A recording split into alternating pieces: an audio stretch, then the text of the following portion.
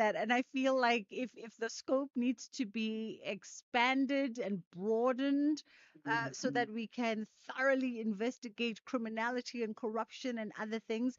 Because if the outcomes and the case of the minister is going to just be hinged on this PKTT, it almost Mm. seems like it's a disservice to the whole process.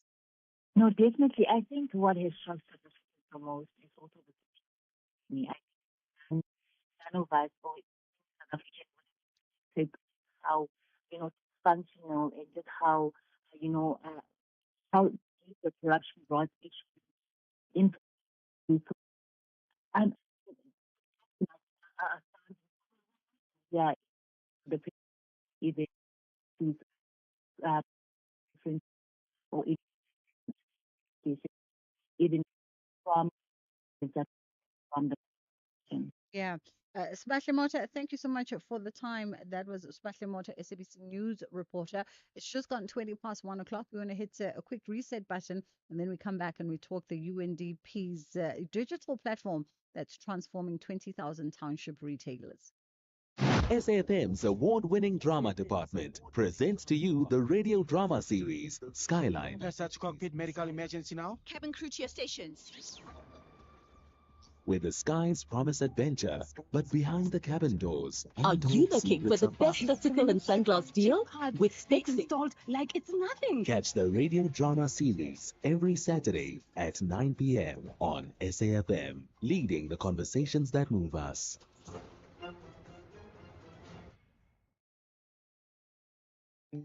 Bridget Masinga on SAFM. All right, let's quickly catch up with Upumla Hlati, head of inclusive growth at the UNDP South Africa. If you heard just that technical glitch that happened during our commercial break, we apologize for that. We're going to get to the bottom of it during the headline news. Pumla, how are you doing today? Pumla?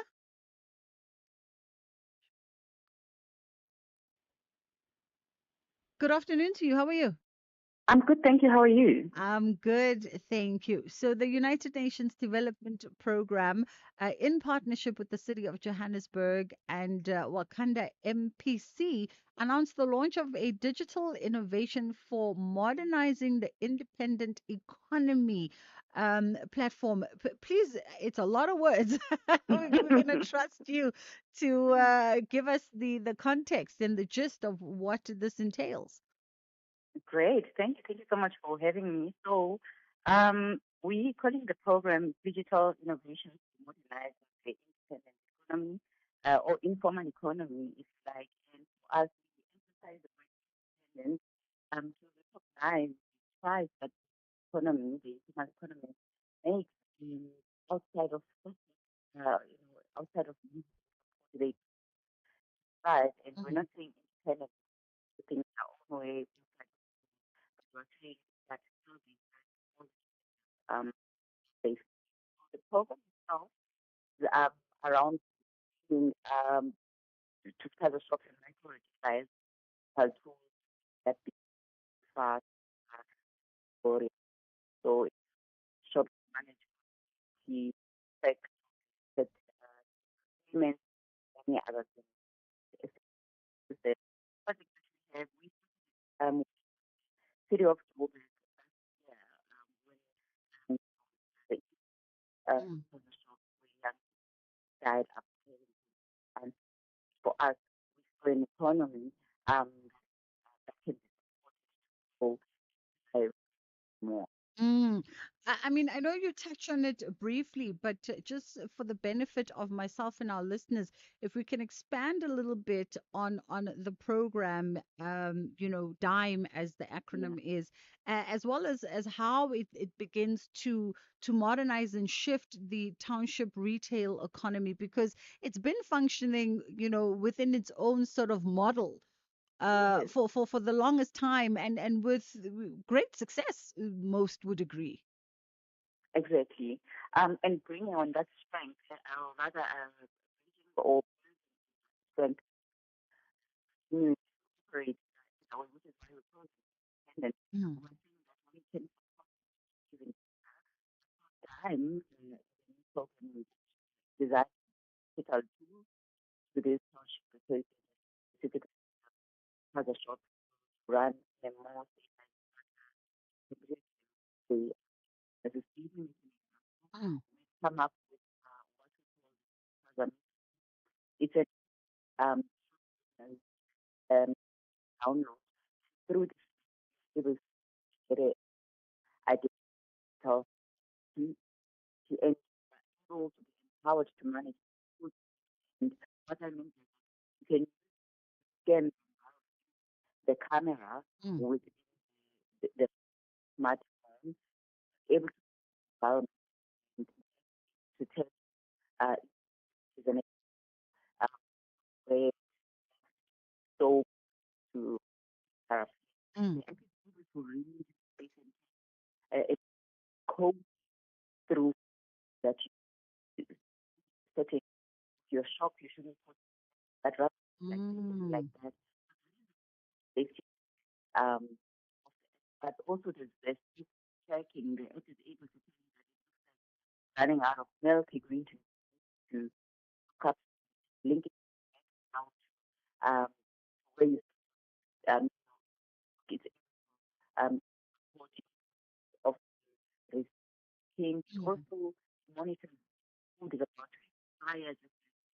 a code and have payment action. But over and above that, government system and how society mm. using the cheaper tools we have in there. That is us, but Yeah. other even more important part for us to manage um the things we've got needed to use that because now is not um myself by Mm. being those um how we go to finance. Wow. I mean, it sounds like an app, an innovative intervention that will really transform the nature of doing business for these micro retailers and informal business owners in our neighborhoods. And just a quick one, Pumla, 20,000 spaza shops have been identified thus far to be part of the program. In our last moments, how did you begin to select these? And I'm presuming that they spread out throughout the province. Yes, absolutely. This is spread out at an intention. And we cannot do this without local government, local authorities, also working with and planning to work with the Palestinian province as well. Um, but also even more importantly, working with organizations. This is why part um, salary um, operates out of Alex, but we're working out province and over half so recruit ambassadors in these bring our tools to a township as a shop. We have to make sure that they are also together. I think Mm. there's also strong uh, push empowering young people with just these ambassadors now as a shop the download and Fabulous. Pumla Shleti, thank you so much for the time. And Pumla is the head inclusive growth at UNDP South Africa. Sounds like a fabulous partnership there with the city of Johannesburg and Wakanda NPC to ensure that spazas and micro retailers reap the benefits of DIME, which is the digital innovation for modernizing the independent economy.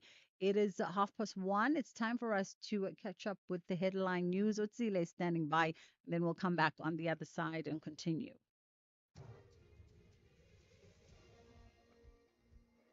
Thanks, Bridget. Good afternoon. Two bodyguards suspected to have been escorting Katiso Katie Molefe have been arrested outside the Alexandra Magistrates Court. The Senzo Mayua trial has adjourned until tomorrow. This after Defense Counsel Advocate Charles Mnisi indicated he's not in the right mental state to continue today. And suspended Ekurhuleni Metro Police Deputy Chief Julius Mkhwanazi has testified that he did not install blue lights in the vehicles of attempted murder accused Vusmusi Kat Matlala. Details at 2 o'clock.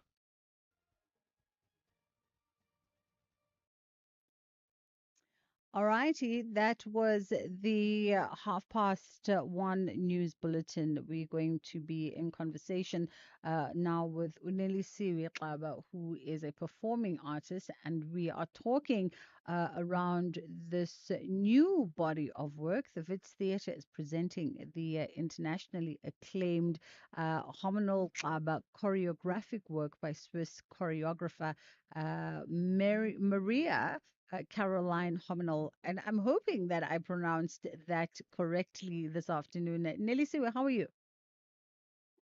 I'm good and not so precise. Mary Carolina Hominal It is name. It's Mary Carolina Carolina Hominal Hominal. Now, Hominal. Yeah. thank you so much for the time. We appreciate it. Let's talk about this particular production. So it is a collaboration between yourself and the Swiss choreographer. How did this project come about?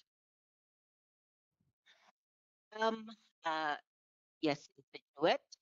We're both dancers, choreographer, but actually we do dabble with visual art. So it was initiated actually by Mary Caroline. She invited me. She has a triptych of performances. So ours is the second one from her. You have to come and and add Mary Caroline. Um, uh, so the piece was premiered in 2019. Of course, it was affected by COVID. It's a duet between the two of us. Colors, it's full of uh, chaos, it's full of order. So it's actually, I mean, you can't escape the duality, right, when you're doing a duet. So so it's full of opposition, it's full of the same, it's full of uh, sparkle.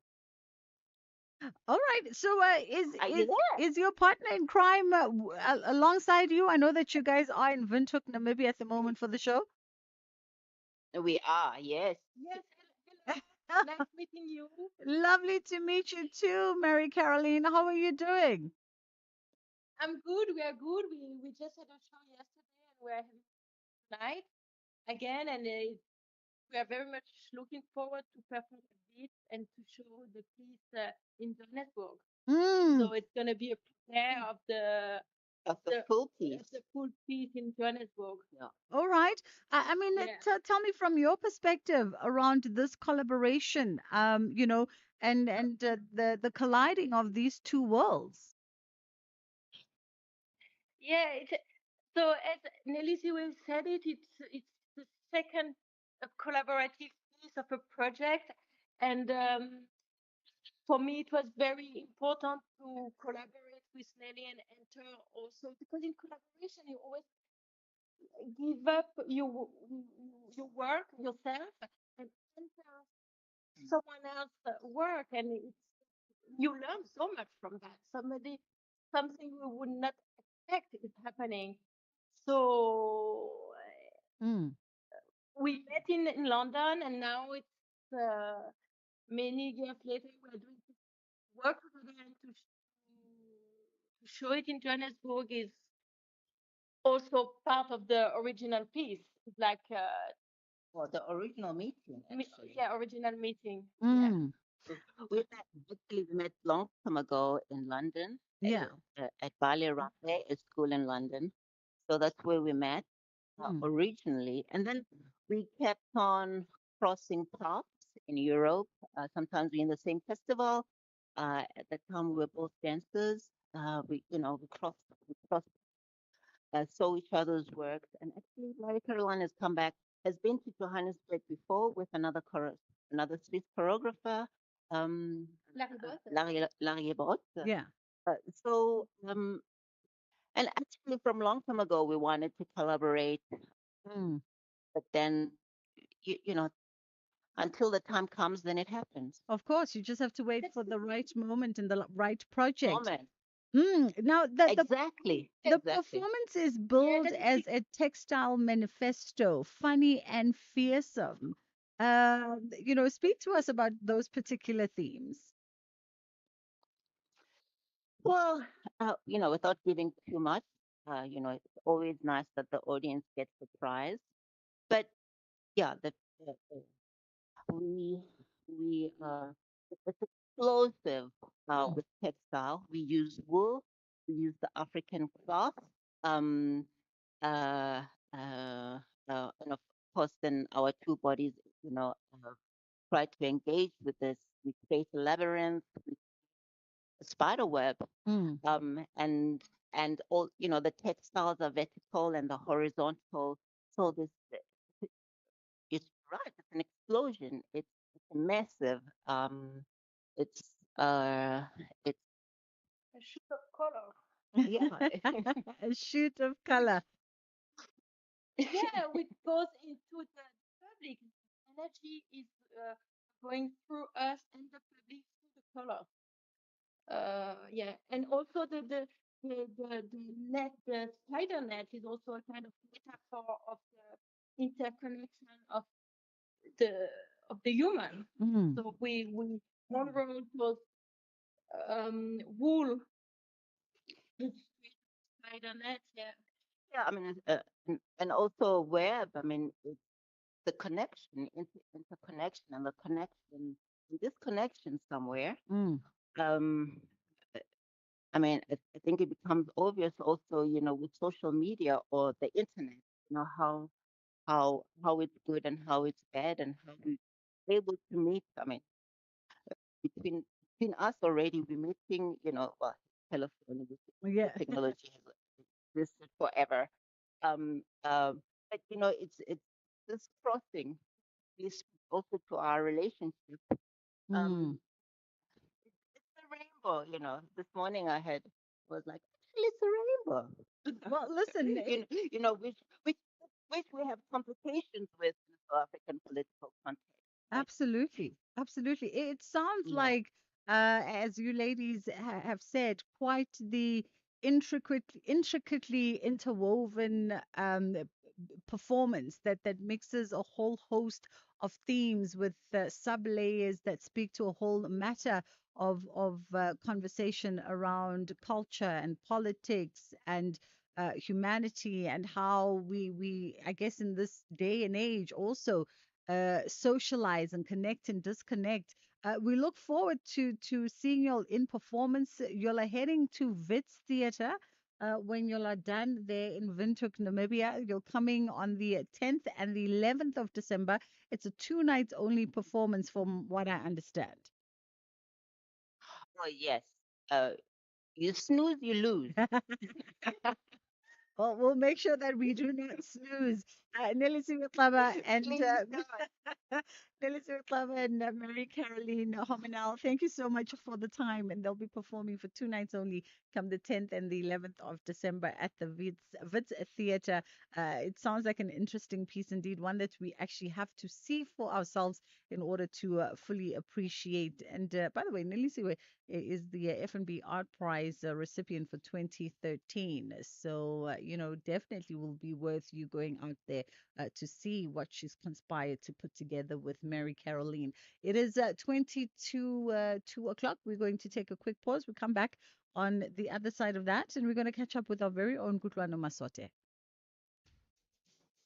SAFM has signed a code of conduct that is enforced by the Broadcasting Complaints Commission of South Africa. Under the code, we are committed to giving news that is accurate, comment that is fair, and programming that is not harmful, does not amount to hate speech, or contain violence or explicit sex. If you think we are not living up to that code, then you can inform the Broadcasting Complaints Commission of South Africa. Direct any complaints in writing to the Broadcasting Complaints Commission of South Africa, PO Box 142365, Craig Hall 2024. Fax to 011 326 3198 or an email to bccsa at nabsa.co.za. For more information, please visit www.bccsa.co.za.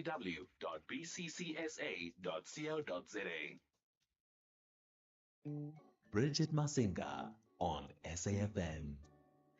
Our very own Gutwano Masote joins us now, and you can catch him on the Weekend Classic Sundowner. He is a maestro and now an author as well. Imperfect Harmony, a memoir. It's available in all your reputable bookstores around Johannesburg. And you've been on somewhat of a book tour. Good afternoon to you. How are you? Hey, how are you, Bridget? Lovely to speak. I'm great. I'm great. Okay. I mean, as if you didn't have enough slashies already, you decided that's what the kids call it, by the way, if you're Yeah, wondering. no, no, no. What is It's a new slashies? term. Yeah, it's a new term, but I got it. I got it. You got it. So, as if you didn't have enough, you decided that let me add author. You talk to us about the motivation to pen down your memoir. Yeah. So, the official story. So with my two children and my wife, we could be driving small town somewhere, and I'd say, "Ah, why do you see around the theater?" No, I made a concert here so many years ago. They said, yes, you told us the last time we drove. And so a combination, you know, uh, thing that happens at home. And my wife and children on one side is the no notebook. And that's, he's right. But so much to say. Mm. You seem to have lived through so many unusual situations, work. Maybe you should share it with anyone else. So I didn't use the notebook, but at some point I started typing away. And during lockdown, just at the end of lockdown, Yeah. and I've been, I've had obviously quiet, and I've had a lot of time to it on, 5 decades on this planet, and so I started writing. I mean, so interesting. Firstly, very brave of you to admit, on a public platform that's on record that you didn't use the gift that was gifted to you. Uh, let's just start there. But let's talk about, the book. It's penned down as a memoir that offers an insightful and compelling narrative of South Africa's cultural and musical landscape. Expand on that for us, because when my team told me that you have a memoir, firstly I thought, well, Kutwan is young. Has he lived that much of a life to give us a memoir? Yeah. So firstly, I think all of us should write our uh, because own progeny and other young people learn from our experiences. But I think we all live through some very interesting times. We all, I'm the age that I am, the Mandela years, having seen an office down. So I speak a little bit about cultural institutions collapsing in South Africa. I speak about the political changes that I lived as a young man. And so there's a little bit of nostalgia, but also I think lessons who were not around and who've forgotten because we've moved so long. And I often say you can read every text, every story, or every piece of writing, academic writing about the second world, but you truly understand the impact it had on human beings when you read the diaries of Frank Lloyd. So it's a little bit of that. How would it, growing up in a township in the 19th human being? What is it like? Mm. And I think that's part of what I was trying to capture. Mm. I mean, very interesting. I tease about, whether in your 5 decades you've lived enough life, but you've lived, a very expressive and very colorful life that from the inside looking in, just juxtaposing what you do for a living, what your dad was preoccupied with. What your son, who's now the third generation, who's walking in a similar path, obviously there were influences in your life that were that surpassed the environment of Mm. growing up in South Africa at that time of turmoil, where a black child's dreams perhaps could have been stifled by everything that was going on. Absolutely. I mean, it's the unexpectedness of my journey. Mm, A boy from Soweto now. So people say in one sentence, what is it about? It's about a boy from conduct. But there's really about romance, about being a sportsman, being a dad, mm, uh, being involved in art, etc. Yeah, I think it's very important as a role model that somebody spoke of me in a I mean, mm, I'll never get out of it. It's possible. You can do it and say it. And I wrote me offering some inspiration. Hey, this mm, is who I am. I'm with etc. Yeah, it's quite honest. It's mm. I laugh at myself. Laugh at, uh, so Mm. that yeah. I like what you just said there, Gutwando. It's the unexpectedness of my journey. And by goodness, I hope you've written that somewhere in, in the book because it's such a catch-on line. Not only does it completely encompass what the book is about, what the memoir is about, but it's such a line for someone to hold on to as well. It's what I call the quotable. Absolutely. And I think the big thing I was thinking about as I was writing it, I mean, the big thing that just came to me was how life is irony. Mm, That is just amazing. And if you know, if you don't have a sense of one get and mhm, you want life of it, how ridiculous as society and as individuals. But yeah, when you work with it, you try what you can. And yeah, you take those lemons and, you make that you like, you make lemon you make something. You don't have it on, and I try to yeah. I mean, I've got to ask you for one experience that you write about in the book that you So can share. yeah, so many pearls. I think for me one of the moments when I at book was at and it was a story that I tell about playing the two nation with then President Mandela in the house, sitting in the royal book, Queen Elizabeth, and just so soon I was invited over to come and play the national anthem, Mm, sitting also in a box, sort of face royal and president. And we started picked up our instruments. We wind, river, and sitting in there, everyone in there, and the song says, "So much time of mm, our writing, so we are the victors that gain victory." In this, uh, to, to the Tanzan in the mm. 18th, which was the beginning of the end of the British Empire, which up until then the sun never. So it's a profound line by Joseph Chavala and Paul Simon. But sitting there in the Royal Albert Hall, the guests in there, the location in London, and this song is being sung, not in any kind of feminist Mm. way, but it's just the biggest resonate of, and it was Mandela's moment. It was just so profound and so artistic. Absolutely. Well, listen, for today we had limited time, but I'm going to get my hands on the book and we're going to unpack it even in your absence. Uh, but I think you've given us enough to entice us.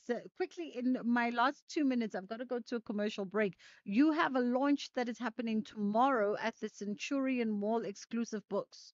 That's correct. This is our third launch event. We had very successful at fourth the premier launch event. The other events landed one uh, south. So we'll be sitting in yes. But yeah, come out and we'll be doing a reading. No, I will not say maybe, maybe like we'll practice for a month and then we'll see what happens. But yeah, I think it's exclusive to study Centurion Law. It's free RSVP. It's what the case like. And I'll be signing the book is written with you can also Sarah book website. Awesome stuff. Congratulations once again. That was a Kutlana Mosote, SAFM presenter of the Weekend Classic Sundowner, and of course, maestro and now author. That book is out, Imperfect Harmony, a memoir. You can catch it at a reputable bookstore, wherever you get your books. And if you can, join him tomorrow at the Centurion Mall exclusive books for that live book signing. And of course, he's going to be reading from the book and interacting with you and fielding all kinds of questions as well that you might have about the book, his life, his career, his experiences. There's always so much to talk to Kutlano about. It's just gone 10 past. Time for us to get into Kids Corner. You can become a victim of a legal problem: wrongful arrest, assault, uncontested divorce, rental disputes, maintenance matters, or labor problems. It can happen to you. Clientele Legal provides tough professional lawyers for an affordable monthly premium. Our legal team is standing by to assist you 24 hours a day. Join today. SMS SAFM to 32195. That's SAFM to 32195. Clientele General is an authorized FSP and licensed non-life insurer. T's and C's online. Standard rates apply. This week on BBC Primetime, watching TV could make you a winner. It's the BBC Primetime Watch and Win competition. Just tune into your BBC Primetime shows, answer a few simple questions on S3's TikTok account, and you could walk away with awesome prizes. From thrilling dramas to jaw-dropping reality shows, the more you watch, the more chances you have to win. Watch, answer, win. Only on BBC Primetime. Airs weeknights 9 to 11 p.m. on S3. Your couch just became the best seat in the game. This program is brought to you by SABC Education, enriching minds, enriching lives.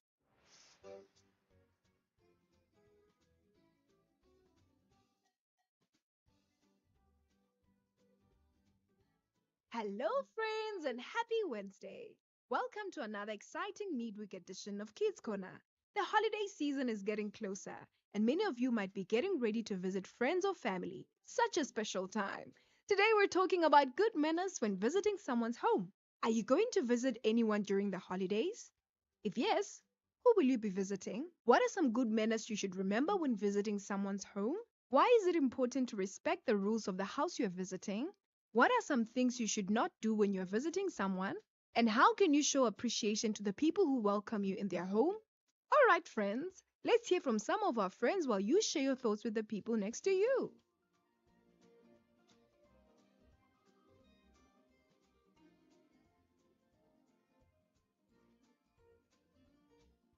Hi, my name is Danny Kubut. I am going to be visiting my amazing aunts and cousins for the holidays. Good manners to remember when visiting someone's home is to not make a mess, don't break things, be respectful, and don't disobey their house rules. It's important to respect a person's house rules because it shows that you care for that person's house, and it's just a respectful thing to do overall. Things you shouldn't do in visiting someone's house could be: don't run around the house, don't scratch in their drawers or go through their things, and don't dirty and mess up their home. You can show appreciation to the person who welcomed you into their house by bringing a small gift, respecting their space and their rules, and trying to help out with small chores like dishes or maybe even tidying up. My name is Birweta Ngumbiba, and I go to Mokweli House School. Yes, during the holidays, I will be visiting my grandmother, my aunt and uncle, as well as my cousin. Some good manners you should remember when visiting someone's home is that most of the things you do at home, you cannot do there. You can't invite anyone in at any time you want to, and you must respect everything and everyone there, just like you do at home. It's important to respect the rules of the house you are visiting because if you don't, you could possibly never be invited again, you could get in trouble with your parents and face horrible consequences, and you will overall be showing huge disrespect to the people of that home, which could scar your relationship with that family. A simple gift and respect during your stay are great ways you can show appreciation to people who welcome you into their home. Hi, my name is Enta Shabangu. I do plan sleepovers with my relatives over the holidays so that I can just see them for a longer period of time.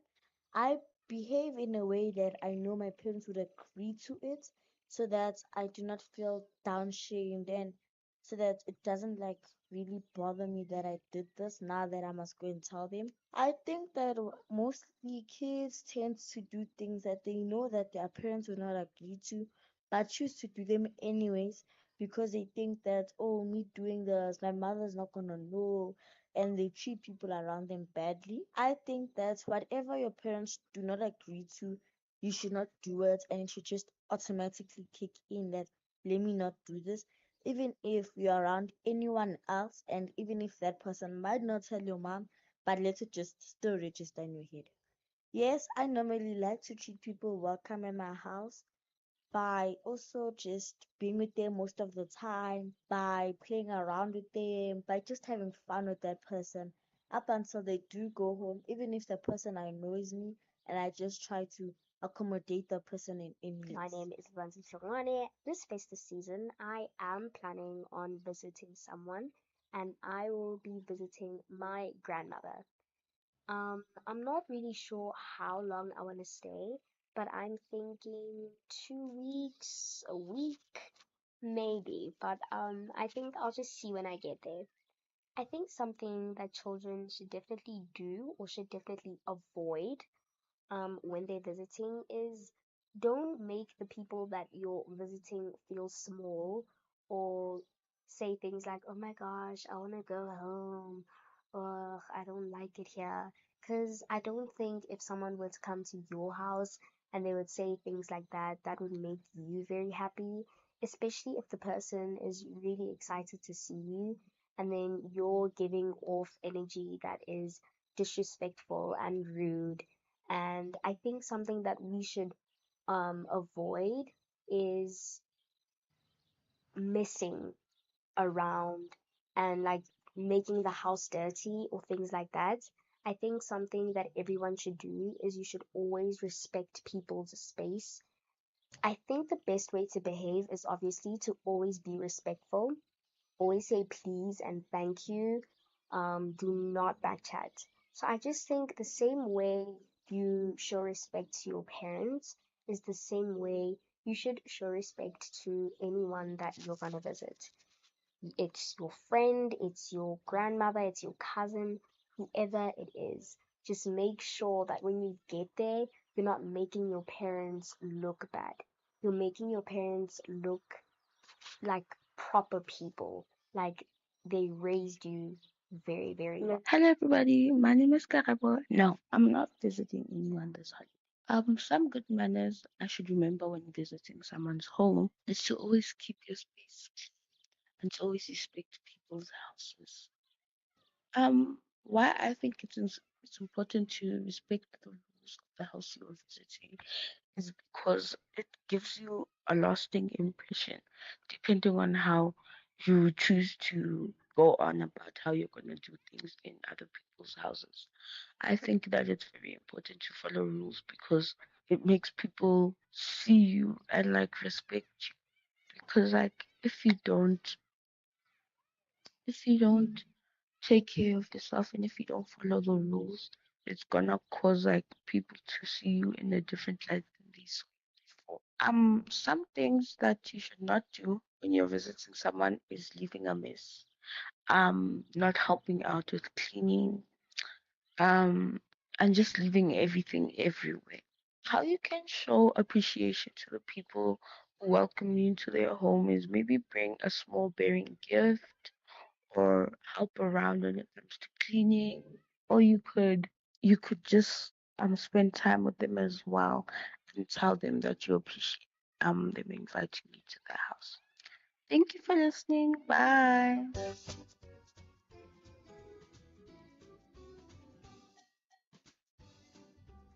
Thank you, friends. It's always great to hear from you. December is the month of sunshine, family time, and warm holiday spirit. Schools are closing, families are preparing for gatherings, and many of you will be traveling or visiting loved ones during the festive season.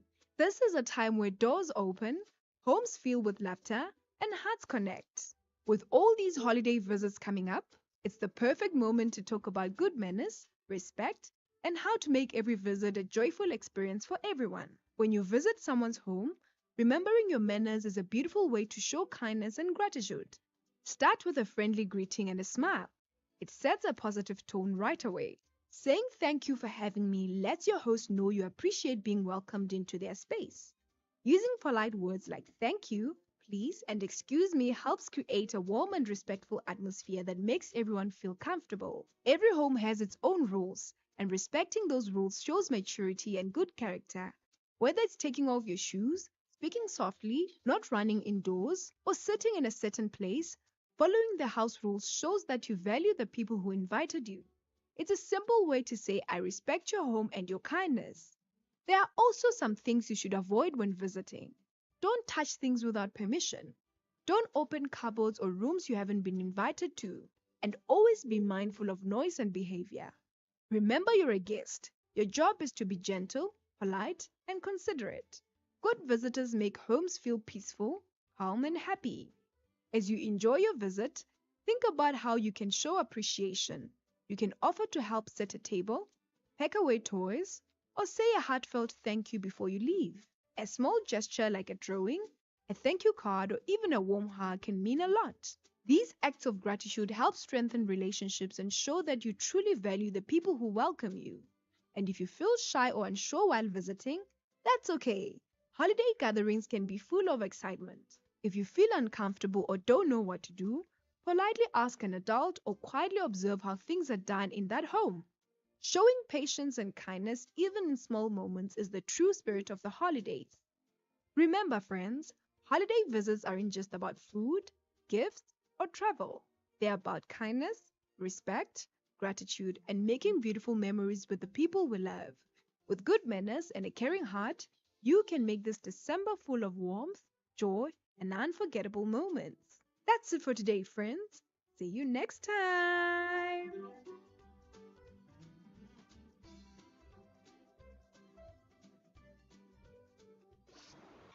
This program was brought to you by SABC Education, enriching minds, enriching lives.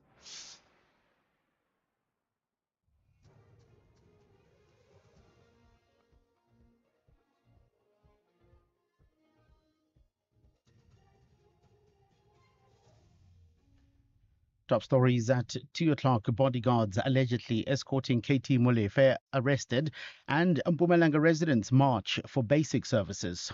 Good afternoon. Two bodyguards suspected to have been escorting Katiso KT Molefe have been arrested outside the Alexandra Magistrates Court.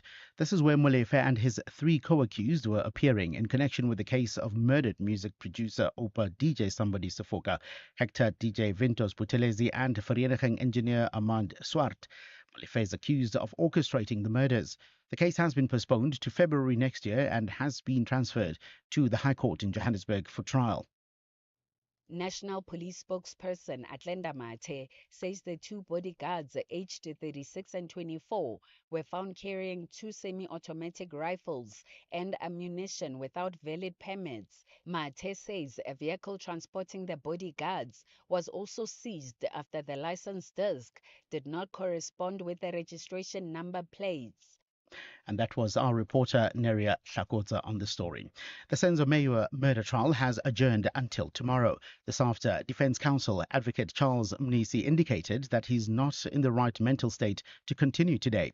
This comes after three men were removed by the police from the gallery in the High Court in Pretoria. They were removed for questioning and profiling as part of the police's ongoing investigation into a conspiracy to murder key role players in the Mayor murder trial. Judge Rata Mokwatleng says he's been assured that all necessary steps to protect court officials are in place. However, Mnisi says he's unable to continue due to the conspiracy allegations leveled against the defense.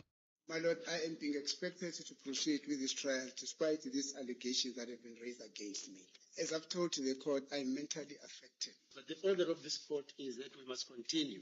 If you want to go and consult a psychologist, a doctor, fine. But you can't say open-handed that you can't continue the case. I think I will have to go consult today. Okay, we can adjourn until tomorrow.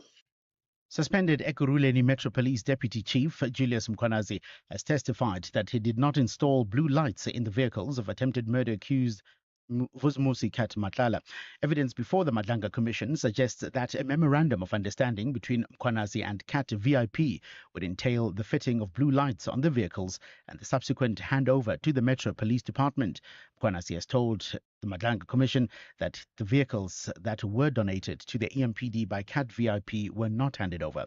I didn't install blue light. I didn't brand the cars. The cars, I didn't see them physically. They didn't come to the city of Ekurhuleni. Even Mr. Christian didn't see those vehicles. The residents of Ward 27 in Matsulu in Mpumalanga have marched to the Premier's office demanding the delivery of services. These residents say they do not have drinking water and that their roads are impassable.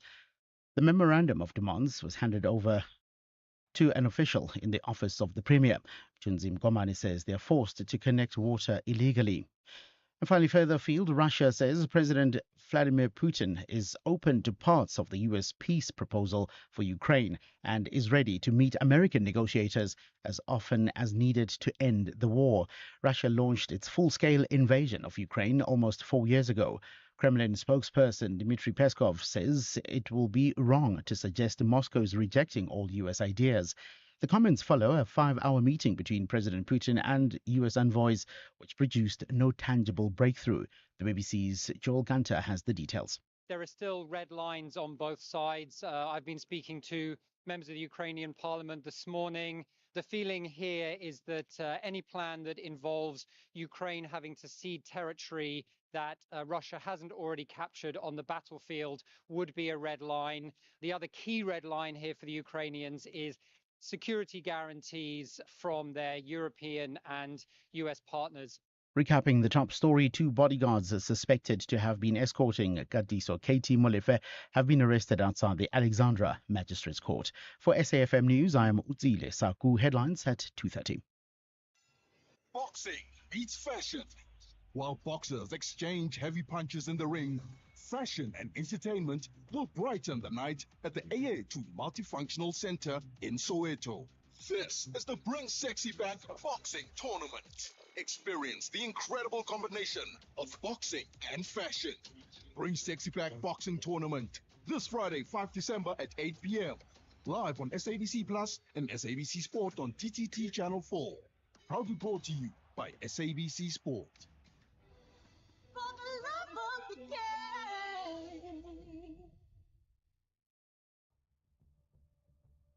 We're now going to classify gender-based violence and femicide as a crisis.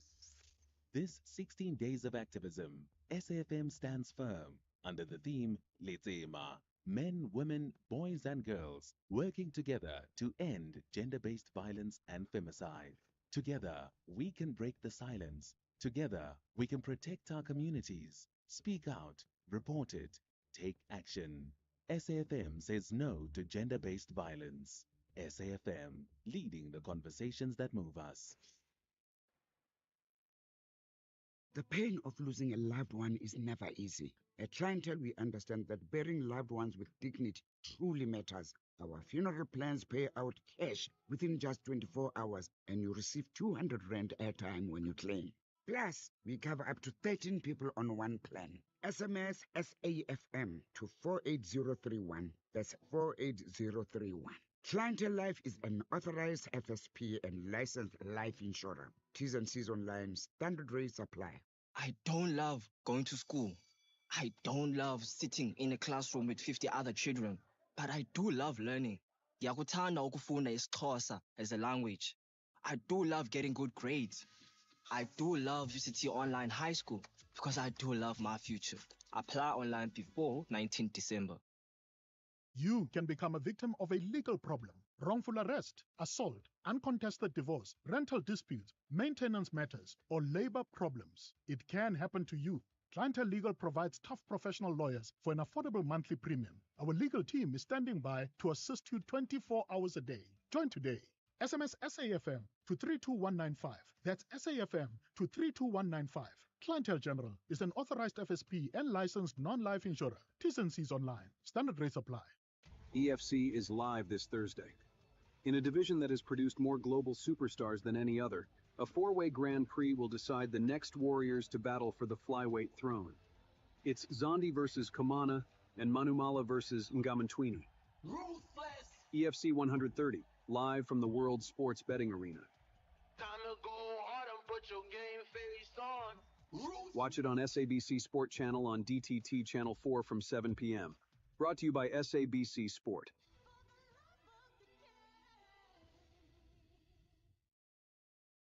In life's most challenging moments of loss, compassion can be your greatest comfort. You shouldn't have to face the financial burden of losing a loved one by yourself. Rest assured, Clientele's funeral plans pay out cash within 24 hours. You can cover up to 13 family members on one plan, ensuring all your loved ones are taken care of, and 3 children are covered at no additional cost. With Clientele, you are not just buying a plan, you are also buying peace of mind. When the time comes, you will need to make important calls with your 200 Rand airtime you will receive when you claim. Plans offer double accidental death cover as well as a transport, grocery, and unveiling benefit. Apply today. It's easy. There are no medical examinations and no paperwork. SMS SAFM to 48031. That's 48031. Clientele Life is an authorized FSP and licensed life insurer. T's and C's online. Standard rates apply. The Eastern Cape MEC for Finance, Mlungisi Mvogo, will on 4 December 2025 table the medium-term budget policy statement. He will outline adjustments to the 2025-2026 budget and highlight key policy priorities for the medium term. Follow MEC Mlungisi Mvogo and the Eastern Cape Provincial Treasury on Facebook for further details. The Full Circle with Bridget Masinga, Monday to Friday, 1 to 3 p.m. It's gone 10 past 2 o'clock on the Full Circle with myself, Bridget Masinga on SAFM. They're back from their lunch break, and of course, still on the stand, rather, is Commissioner Julius Mkhwanazi, the suspended deputy chief at the EMPD, and the evidence lead is Advocate Mahlape Sillo. So we're going to go back to Pretoria and take those events live. We'll play it by ear as per usual to see if all things go swimmingly and smoothly. If everything goes well, then the next voice you'll probably hear is that of Ashraf Gada. Veik Yes. and Yes. Superintendent Fontaine. No. Those are the people who created the document. No, let me correct it. It was Van Veek. Okay, it was Van We Veek. take it to us, yes. When you received it, did you make any contribution to the document? No, I just read because it was what we discussed in terms of their contribution and in terms of helping us as the department. And I felt it is going to benefit us as EMPD or as the department, you see. And I know that in terms of comments and everything, it's supposed to, there's a process in the municipality that. Sorry, I apologize. We'll get to the processes followed. I'm more interested in the content of the document at this juncture. So I want to know what is your addition, if any, to what Van Veek had drafted? I may not remember, it's a long time ago, you know. What are you most likely to have contributed then? But it was towards the benefit of EMPD, because I raised it many times that officers must benefit, the department must benefit. That's what I was raising many times, in terms of their health and in terms of engagement, in terms of the emergencies, in terms of incident, the one that I mentioned earlier on, incident and accidents. You see, it was benefiting, and the issue that I raised that it must not be something that is going to cost officers or is going to cost the department. That's what even I raised when I discussed personally with my seniors. And that is captured in item 3 under purpose. So you satisfied yourself that at least the objective had been met based on what you just said. Please remind me which page is that? Page 58. You remember the purpose I just read into the record as The one that you reflected. were reading, yes. Sorry, so you satisfied yourself that the purpose at least is achieved.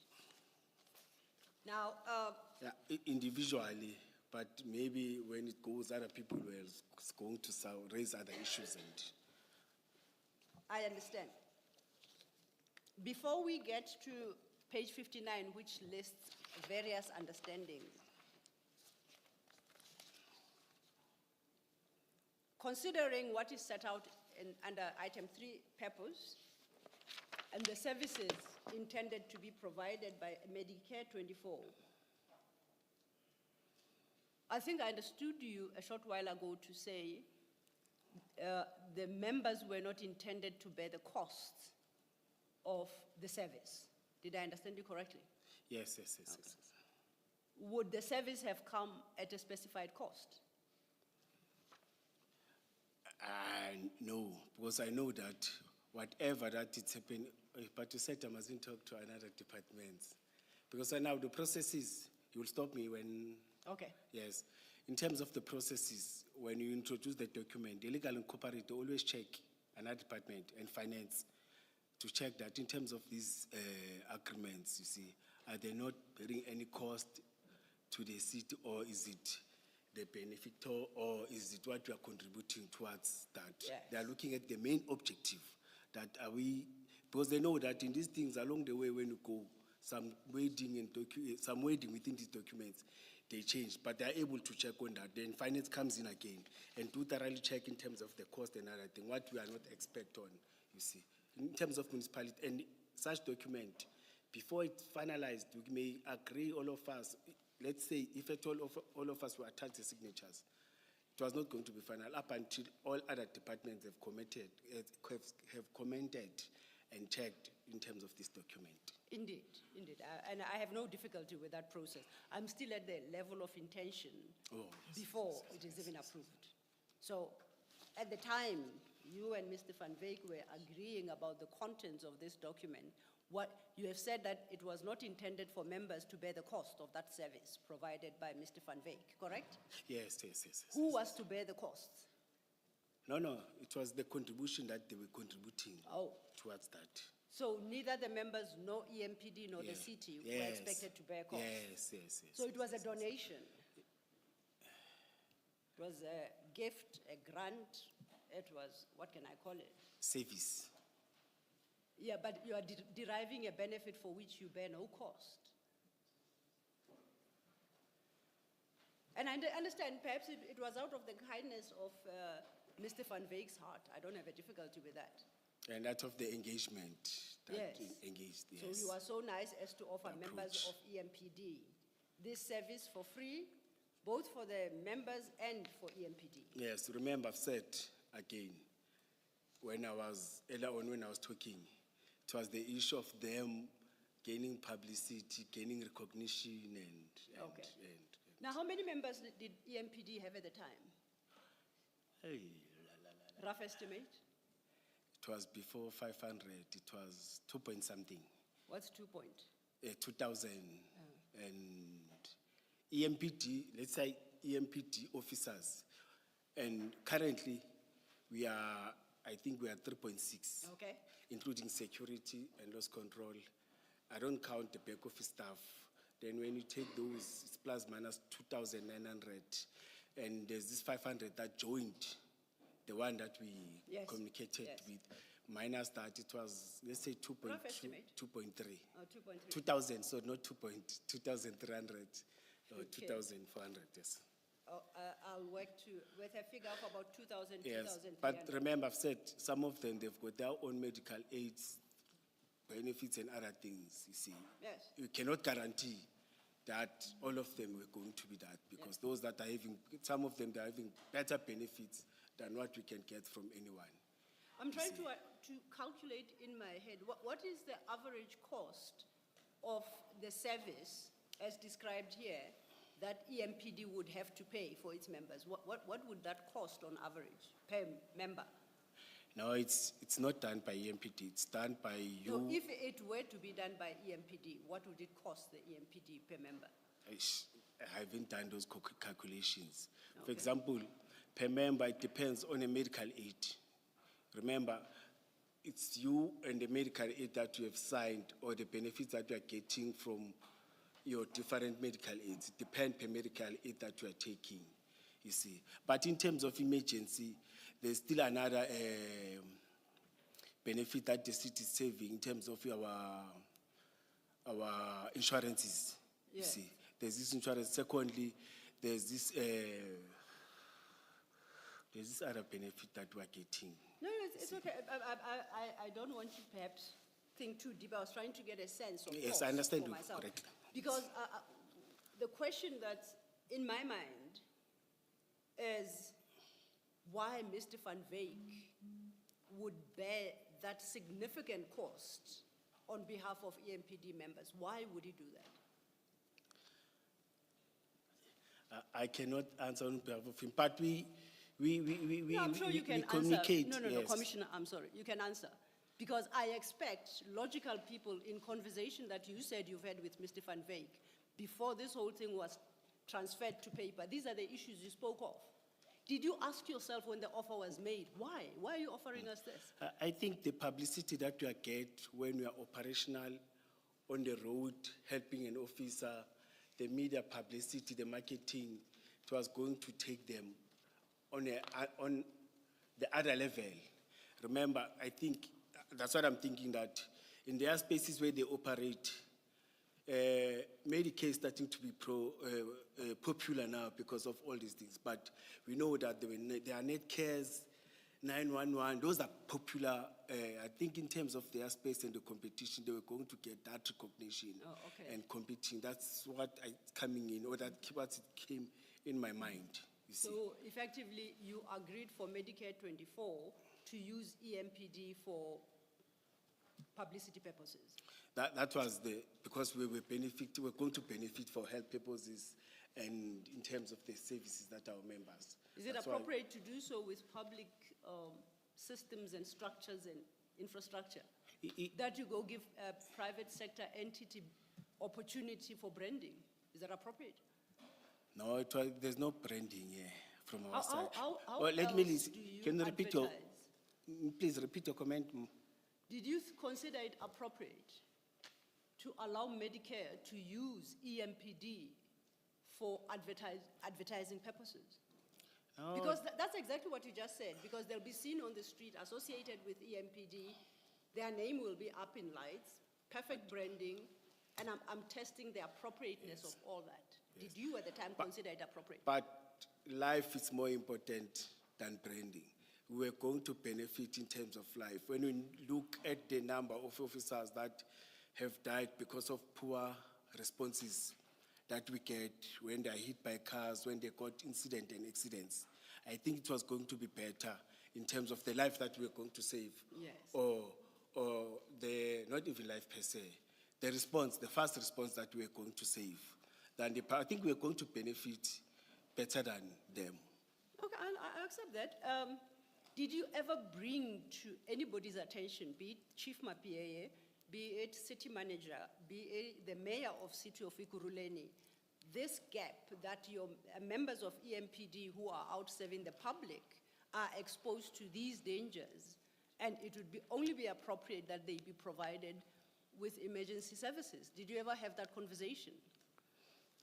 Remember, I said earlier on, Mike went and presented the same idea in that meeting that they had. Then, yes? Yes. I think he sold and raised that. Now, yes. what communication? But departmentally, I raised it, you see. What was the outcome of that?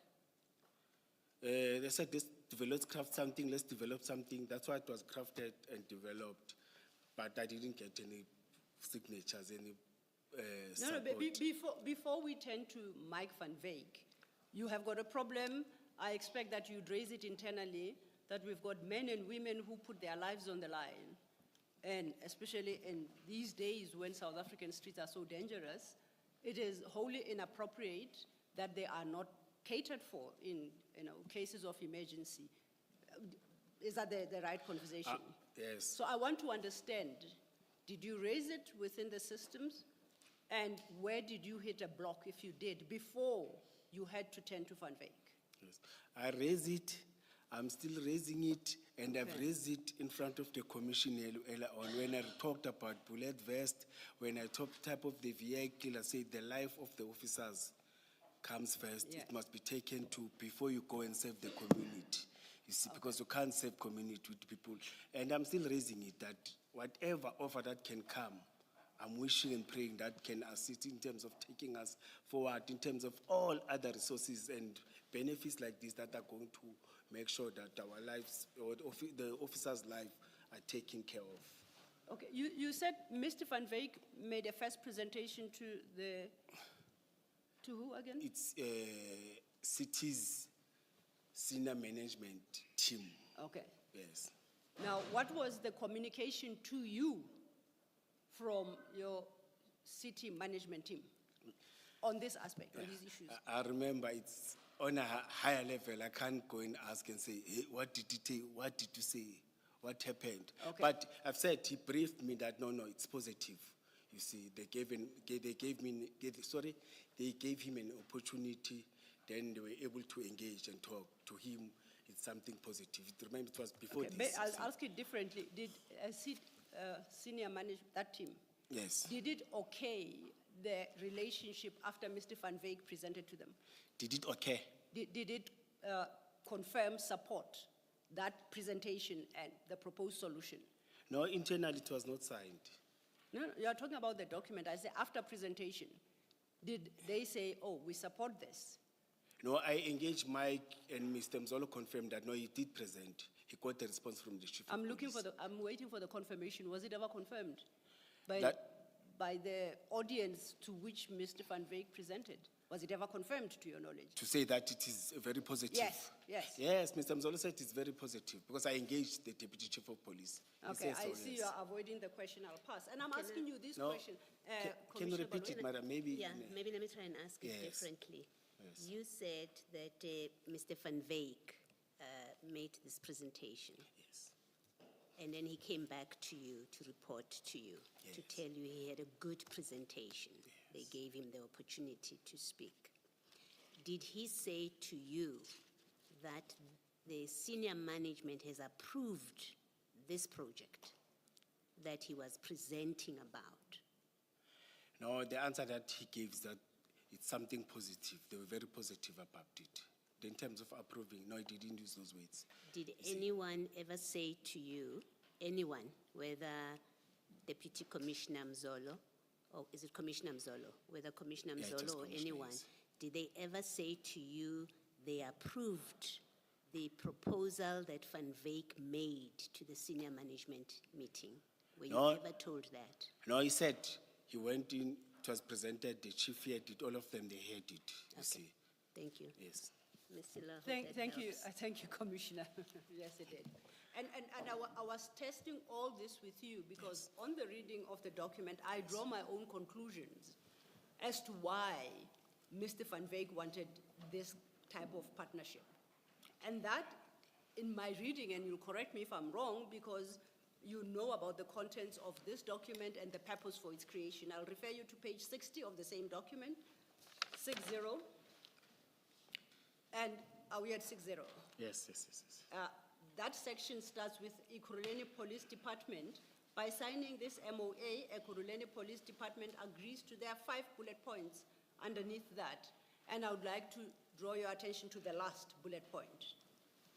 And my interpretation is this is why Mr. Van Wyk wanted to conclude this.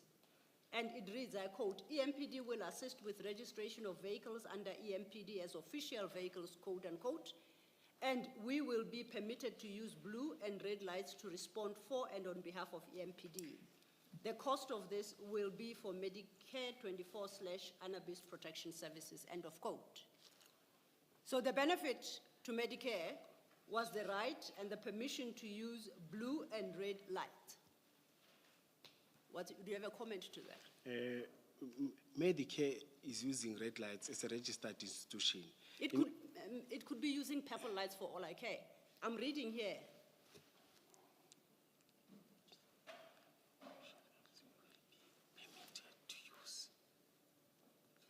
No, no, yes.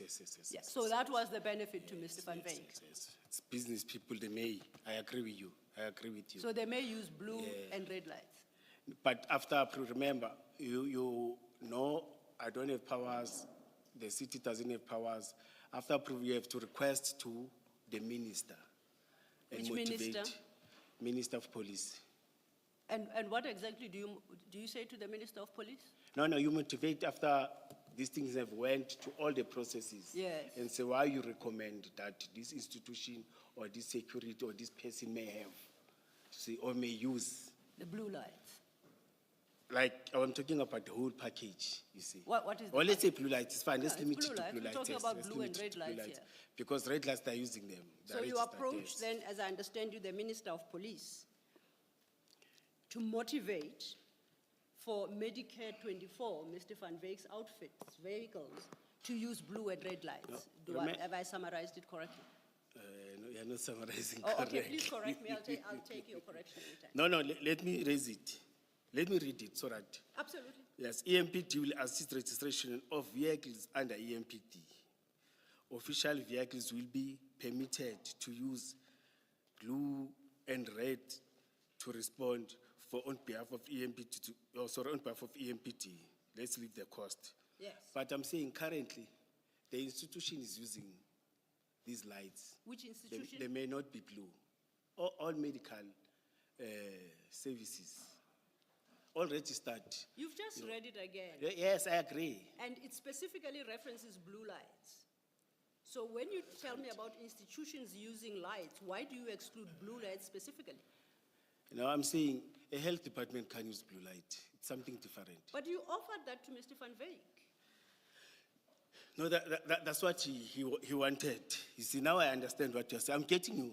I understand you. Yes. I understand very clearly. And you said he was see. the author, you read it, you satisfied yourself that it is proper. Yes. And it's a propriety of that I want us to speak And about it's now. going to follow the processes. So you were fine to offer Mr. Van Veek blue lights? But remember, earlier on, let me listen to you, Commissioner, so that I can respond. Yes. Yes. Apologies. Yes. I've said, remember, it was still going to undergo other processes within the department, within the city. You see, this was my support on my side, but it was going to get different people, different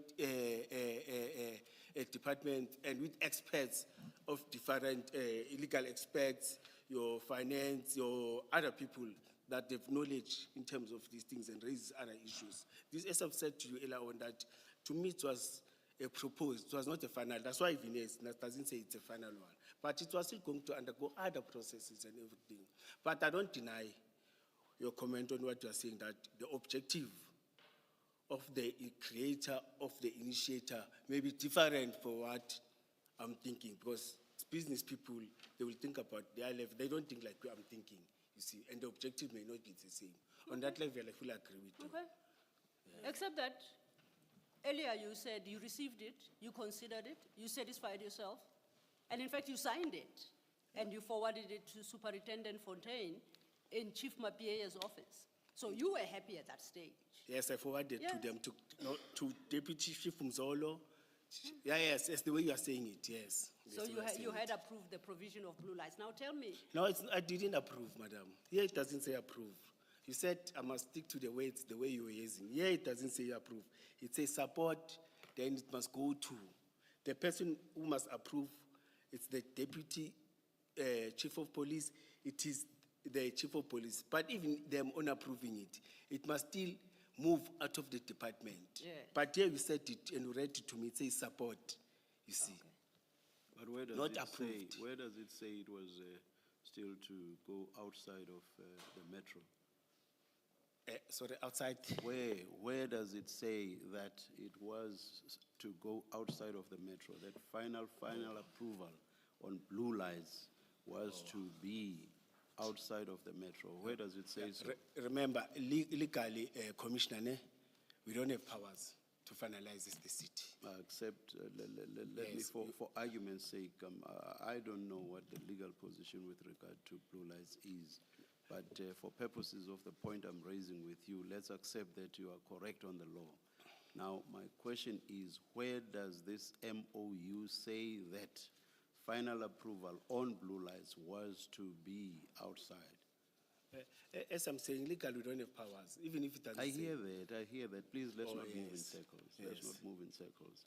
Where does the MOU say final approval with regard to the use of blue lights by Medicare 24 was to be done by or given by an outside entity? Where does the MOU say that? Commissioner, you're cornering me. You are not fair to me. Because legally, you can't just If it doesn't finalize- say so, simply say it does nowhere, or it doesn't. Sorry, Commissioner. If it does not say so, simply say it does not say so, or nowhere does it say so. It's as simple as all Okay, that. if it says so, I agree. There's no cornering. Yes, if it says so, I agree. It does not say so. Yes, if it says so, I agree. Yes. Thank you. Commissioner Balu wanted to say something. Commissioner Mkhonazi is still in that paragraph, or about that paragraph. You confirmed to Ms. Silo that that's your signature there, supporting that the city should enter into this memorandum, right? That's what you're supporting. Yes. Okay. Must take. Now that paragraph there, which says the Medicare will be permitted to use blue lights. Remember that Yes, paragraph? yes. Now, when you support this proposal, what you say is a proposal, when you show that you support this, is it because you consider that it is permissible for private vehicles to have blue lights on them? That's why you have no difficulty supporting this? No. I don't say so. That's why we put three signatures so that it must be taken to different levels of the department. See, they will reject it. They will say it's not approved. Like now, it was not signed. That's why it disappeared. No, I hear that. Oh.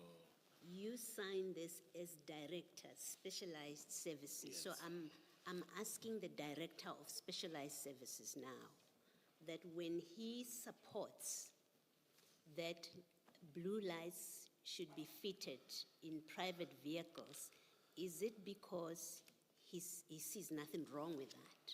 No. The law permits blue lights to be in private vehicles, and the director of specialized services says there's nothing wrong with that. That's why he's prepared to support this. That's what I'm asking. It's because you saw nothing wrong with it. No, Commissioner, I think on my side, there may be an oversight because the main objective that I was looking at is now I understand the approach that we are coming in with. On my side, it was the question of making sure that there's emergency response to the lives of those that we are leading. You see, I look at it in that perspective, you see. But now I understand on the angle because you are seeing it out that there's blue light, there's emergency. Emergency, there's a forum, but this blue light, I agree with you. The way I look at it, it was not the way you. In fairness to you, Yes. Commissioner, I accept that with hindsight, we are all wiser. I'm not asking you about hindsight. You negotiated with, you spoke to Mr. Van Wyk. That's what you told us earlier, Yes, right? yes, You yes, went and spoke to him and agreed with him what services they will provide for free to the metro. Yes, Commissioner. And in this page 60, it sets out what is agreed. And one of the things that is agreed is you are saying, when you speak to Mr. Van Wyk, you say on behalf of the metro that the metro will agree that his vehicles will have blue lights fitted in them. And it can be something that you see now and that you can apply benefit of hindsight. It's a very critical part of this agreement. So you were aware of it at the time, that's what it says there. So I'm asking the question, simply this. When you agree here in this document and in your discussion with Mr. Van Wyk that private vehicles will be fitted with blue lights, you must have agreed that because you thought there's nothing wrong with it. And I want to check that with you. That did you consider that is lawful, that's not a problem, that private cars should have blue lights on them? Remember, Commissioner, it was still within EMPT. It never went back and approved or Mr. Mike Van Beek didn't get this document back. It was still within EMPD, you see. I thought that will engage and come up. I know there are people who are wiser than me. We're going to raise, like we are raising it now. We're going to raise it. So no. In our engagement, because it was still going to rotate and comments and everything. You see, that's why the blindness or maybe the oversight on my side, maybe it was going to be corrected when going forward. Let me try get an answer from you to this question in a different way. If this had gone on to Zolo, the deputy, because he's the next signatory, and he supported it, and it had gone to my PAA, and if it had gone to Mzolo and it had gone to my PAA and they both supported it, right? So it would have 3 signatures approving. My question remains, you as Director Specialized Services, you would see nothing wrong. If there are those 3 signatures, you would have seen nothing wrong with private cars being fitted with blue lights. So the question remains, they've approved, you've approved, you would see nothing wrong. You say it's okay for private vehicles to have blue lights because we've all signed. Is that your position about this? Commissioner, now it has been discussed in meetings, and now I would have seen it wrong. Let me agree. Because you would see it as wrong? Yes, because of what public have raised, what you are raising now, and the way you are raising it, you see, it was going to be something wrong. Yes, I was going to be happy because there's this first response. No. But the question of powers, yeah. It was going to be wrong. I'm not talking about, we are still going to be discussing the first response and what this contract says. I have things that I would like to discuss with you. I just wanted to check that your position, and you have accepted that something is wrong with private vehicles being fitted with blue lights. Yes. Thank you. The law doesn't allow that, yes. Thank you, Mr. Thank you, Commissioner Baloyi. I take note that you say after you signed, and to be expected then that Commissioner Mzolo would consider and sign, and then Chief Mapia would consider and sign, and then it goes through a process.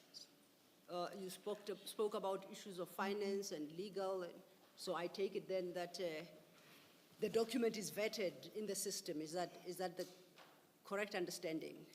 Including other departments? Or yes, within the city, yeah? Is that, or maybe I misunderstood you completely. Commissioners, this document, it was not supported. No, now we are taking it to another level as if it is supported. Let me explain myself. For my own understanding, to give life to this document, can you explain the process it would have had to go through to bring it to life? Yes. Yes. Internally, we are supposed to, within the department, you are supposed to invite comments. Yes. Yes, you see, comments from not only the 2, deputy chief and the chief, the comments from other senior people within, those that are having access of computer and everything, you see, and we engage. People are raising comments, that's how we do. In fact, in cities, anything that happens to a department that needs comments, they spread it in all the departments. Then after that, it will go to other departments. Before they approve police, or before they are approved, they need proper consultation with each and everyone.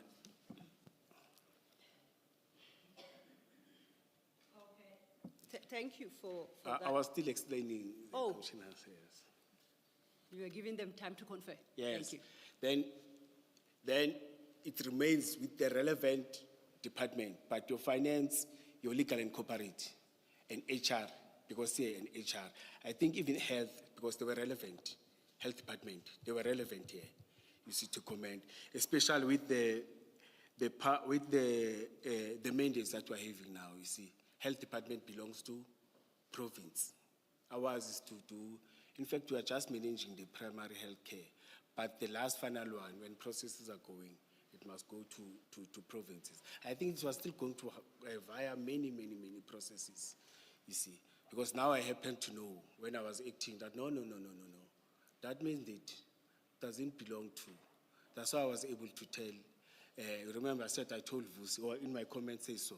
I was able to tell you, no man, that mandate doesn't belong to us. I thought because local government is providing this primary health care, but now it's no longer the mandate of the municipality. You see, in other municipalities has moved, but with us as big metros, it's moving slower, but it's no longer our all of mandate. this. All of this was to take place after you had signed. No. Before. No, I'm saying after the consultation, but I'm making an example now. No, I'm taking you back to the document that you signed. So I'm saying. No, after the Chief of Police Commissioner. So at that stage, it would then go to all the departments and even to whomever outside of the metro for approval on the blue lights. All of this, the other departments, the outside entity, body, organ of state, all of that would take place after you had signed, after Commissioner Mzolo had signed, after Chief Mapie had signed. Is that what you are saying? Then goes to the departments, department comments. Maybe if they Can you please answer my question? You're going to confuse me. I'm saying this document would go to health, all other departments, the outside entity that would approve on the blue lamps, it would go there after signature by you, by Commissioner Mzolo, by Chief Mapie. Can you please answer the question? No, Commissioner, after Chief Mapie, it still goes to internal, the city. It has not yet went outside. But but it's already signed by the 3 people that I've referred to. Yeah, within the city, yes. But any document that goes out of the city. And, just a minute, and it's still going to be signed by the person or entity or organ of state that's going to approve the use of the blue lights. Yes, Commissioner. So it's already signed by the 3 people, and then it goes to the rest of the city, and then to the entity that's going to approve the blue lamps. Commissioner, let's not move yet outside the city. Ne? It goes to the city comments, the city raises things, then an authorized officer When of it the does city. that, when it goes to the rest of the city, it's already signed by the 3 people, correct? Out of the department to the city. Correct. Is it signed by the people? Yes, by but the not 3 out of the city, out of the department. Yes, out of the department. The 3 people are within the department, not so. Yes, I agree on that. Yes, so why do you keep... No, I think what's you so don't- difficult with simply saying yes? No, you don't get me. You don't understand. Let me Commissioner. get you then. Let me Yes, get you. I'm saying the mandate of the HOD or the Chief of Police, the mandate of the Deputy Chief, it's limited within the department. Immediately when you sign, then you recommend to other departments within the city, you recommend to the city manager's office. That's when they check, and if they agree, then they will take it outside. You see, the authorized the city manager. Who was the ultimate person that was to approve within the city? Maybe it's the city manager or legal and corporate, because they're the one that deals with finalization of all these documents. Now I get you, yes. And what would the point be for all of these people, that is those within the EMPD and the final approver within the metro? What would the point be for all of them to sign if this is still to go outside, when the person outside might say no to the whole thing? What would the point of it be? No, Should it not have been the other way around? You first get approval from outside. This is what we propose to conclude. This is the agreement we propose to conclude. That is, you are saying to the outside person or entity or organ of state, we seek your approval. You know, currently it's happening like that, Commissioner. Within different departments, we propose with their development policy, developing something, then they take it to upper level, taken from local government up until nationally. See, sometimes it may not even go there. Around the proof, they turn it back. Then you have to think about other strategies. It's happening like that. You see, that's why I find that sometimes some of the policies, they take 5 years, 6 years, or 10 years. If there are changes of political power, it's ended up not even implemented. Okay, all right, That's what happens. All right, thank you. Thank you, Mr. Thank you, Chair. But I think as you state, or maybe just to check, it's not my assumption from reading the document, besides you signing the document, nobody else signed it. Did you mention that? This one? Yes. Yes, no, nobody. So effectively, it was never approved.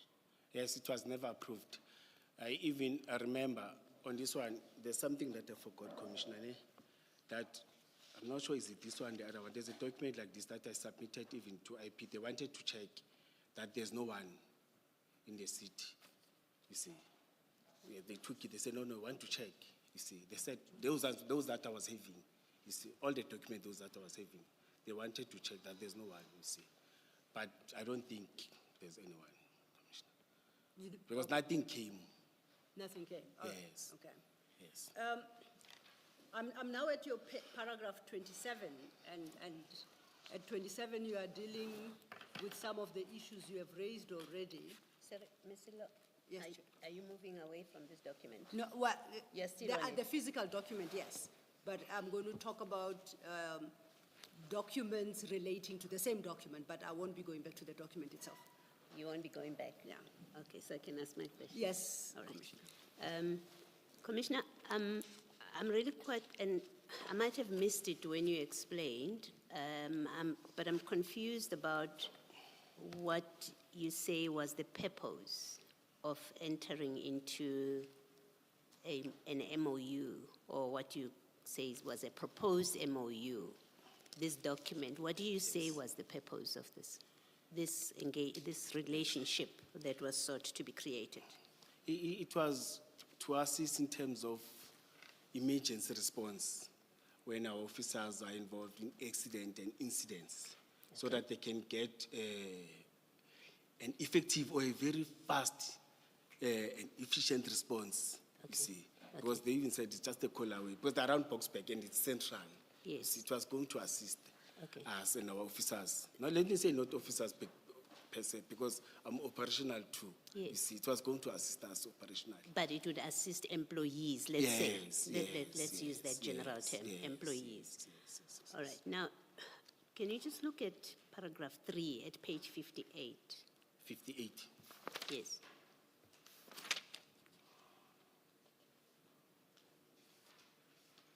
Is that what you refer to, where it says purpose of the document or of this agreement? Paragraph 3, under the heading purpose. Oh, yes, I see it. Is that what you're referring to? May I read it? Yeah, sure. Because it's long, I don't even No, remember please read it. Yes. The purpose of this memorandum MOU is to outline the commitment of promoting protection of Medicare service, combining with the health care safety of officers of a Scotland department when such situation arises. Medical attention overall decrease, particularly in traumatic events and incidents. Yes, I think it's talking to that. That's what you referred to. Yes, I think it's talking to that. And then go to the next page, page 59. At paragraph 1, and I'll try and read it. It says, first project will be a trial run to see how many vehicles we need to put on the road to assist EMPD only in a shooting or car accident or emergency on duty. What was contemplated there? What were you agreeing to do? Oh, yes, I think that he was mentioning one of the things that they were going to do. For who? Not only that, say, one of the things that they were service that they were going to assist us. So that's why I was talking about incident and accident. Incident is part of it. The shooting is part of it, an accident. So if a member is shot, if an EMPD member is shot, they would come and help. Yes, is that what that paragraph means? Yes, to stabilize.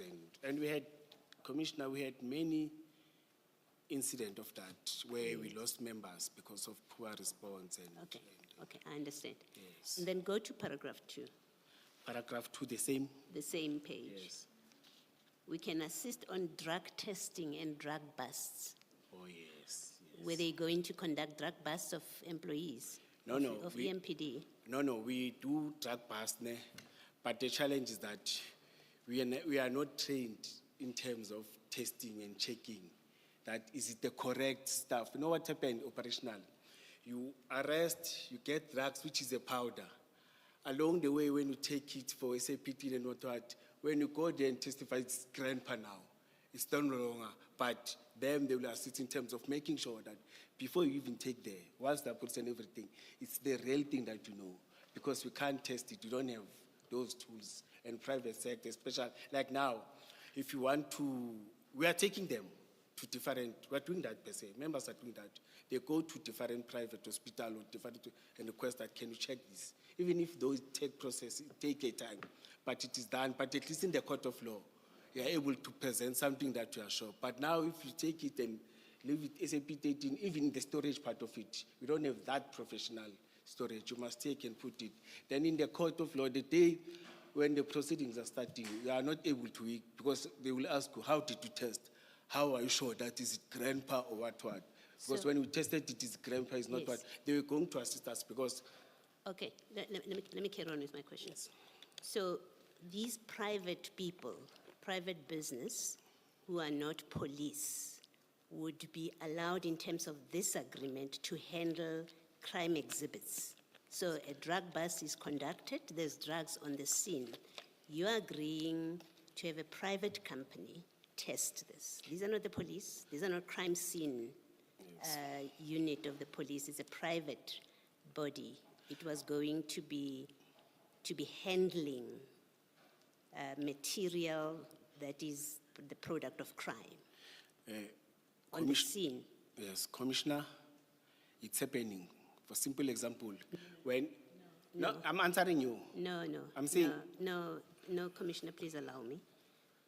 We have to finish. So when I ask you a direct question, please do your best to answer. It doesn't help me understand your answer if you say it's happening now. Maybe it is happening, and maybe it's bad that it's happening. Maybe it's against the law that it's happening. I don't know. I'm asking you.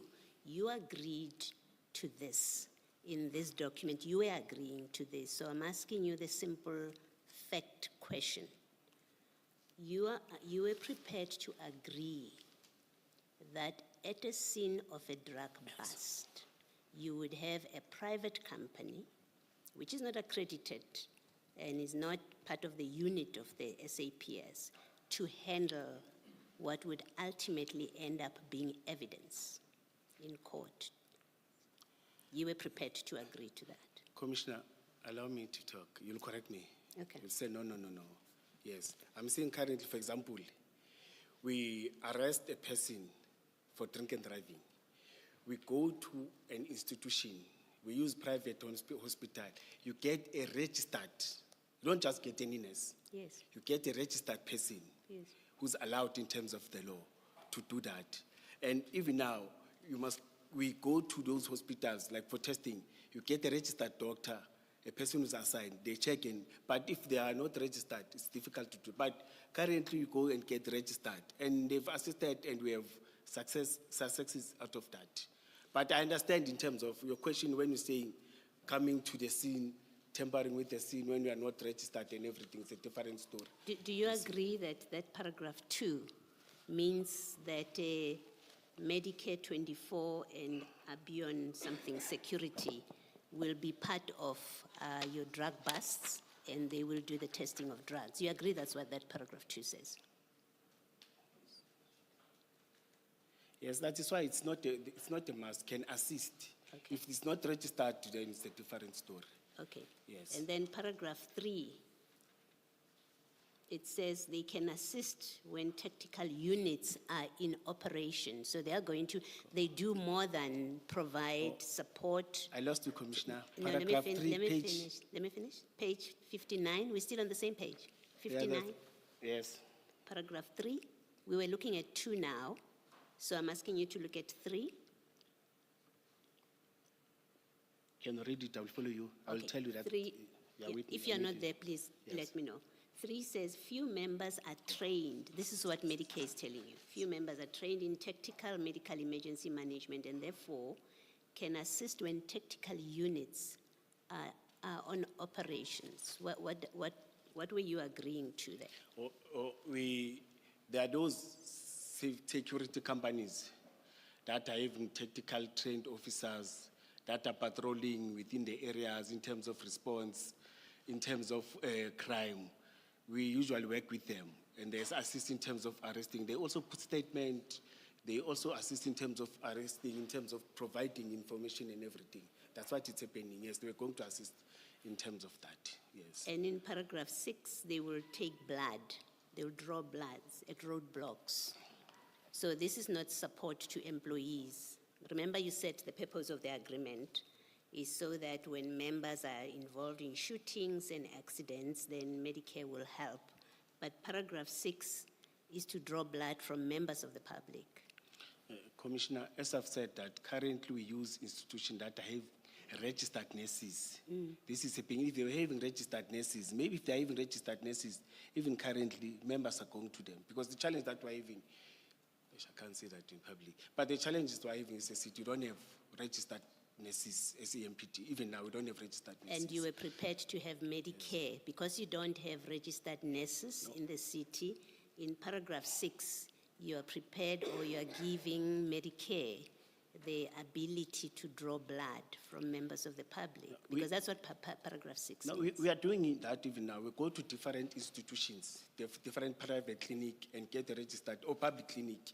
But public clinic are always busy. At least in private clinics, at least we've got this registered nurse that always assist, and they are able to present in terms of, in court, the evidence. Yes. But with private hospital, they don't want, because they're busy. They say we can't allow our registered nurse to go and spend the whole week or 2 days in court instead of assisting. But privately, they go and present. Or there's a format of a form that we're using, you see, where you fill in and you put its details, registered nurse, I did this and this and this. You present it in court. Then your magistrate will decide that, am I calling him or am I calling the registered nurse or no? Yes. I think the simple point I'm trying to establish with you is that this agreement, this MOU, does more than provide services to EMPD employees. Well, yeah. It's not just about helping them out when they've been shot or they've been in accidents. It includes Medicare handling members of the public when they draw blood. That's the only point I'm making, that it's not correct to say all this was just about supporting. Oh, yes. You understand what I'm saying? Yes. With the service that and you see that from the service. Yes. Okay. And maybe lastly, just to confirm that point, if you look at under 7 and you read the second bullet point from the bottom, the one that reads regional plan, from the bottom? I lost. Oh, starting from the bottom, yes. Yeah. Yes. You see where it says regional plan? It